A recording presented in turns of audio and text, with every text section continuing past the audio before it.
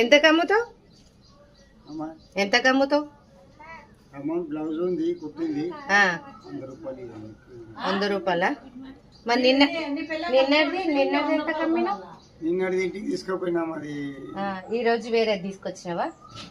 మా భార్య లేదమ్మా. రామనార్గుండు బాలరాజ్ గౌడ్. ఎందుకు అమ్ముతున్నావు ఈ చీరలు? తాగడానికా? బియ్యం లేవా?